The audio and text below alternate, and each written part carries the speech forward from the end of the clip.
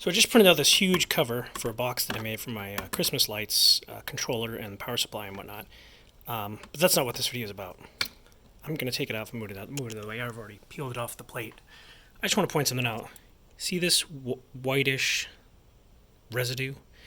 I call that PETG slime. And when you print PETG on PEI, it has the very, very strong grip. And if I just take some alcohol, now normally I would spray this on the, don't do this, spray it on the paper towel and then use the paper towel to wipe, but I only have one hand for this video. But if I just use alcohol, you'll notice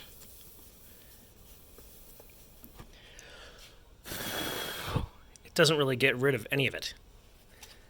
And that's because the PETG slime is really, really stuck there. But the solution is micro mesh pads, and they come in pads like this. I believe that's 1200 and this is 1600. My 1200 pad is kind of wearing out, so I've been using the 1600. But I haven't cleaned this one in a while. I should really run it under the sink just to wash out all the little bits of PEI that are stuck in there. But after a few prints, actually usually after every single print, I'll do this. Of PETG, that is. I just give it a little rub down with the micro mesh, and over time this makes my PEI super duper smooth.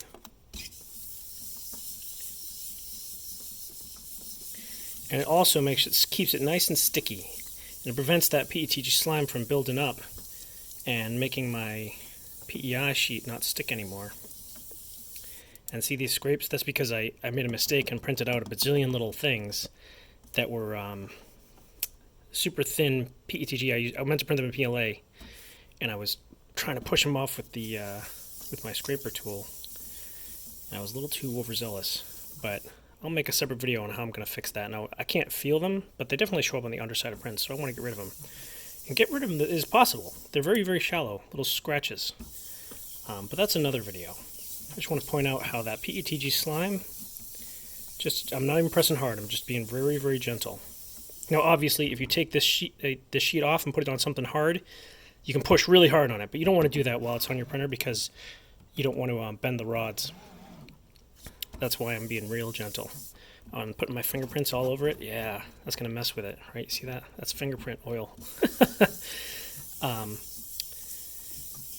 That's what the alcohol is really for, to get rid of oil like that. So now I'm going to do that same thing with the alcohol. And this is important whether or not I have fingerprints on there or not.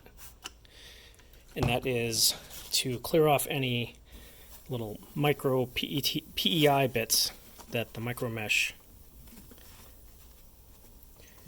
released as it's sanded. So there we go. Now let's have a look at it. I give it a little blow. The PETG slime is gone for the most part. Right? Looks like I didn't do a good enough job around the corners here, but you saw me doing it. It's good enough. And for reference, when you print PETG, you can get little bubbles and the edge will lift a little bit.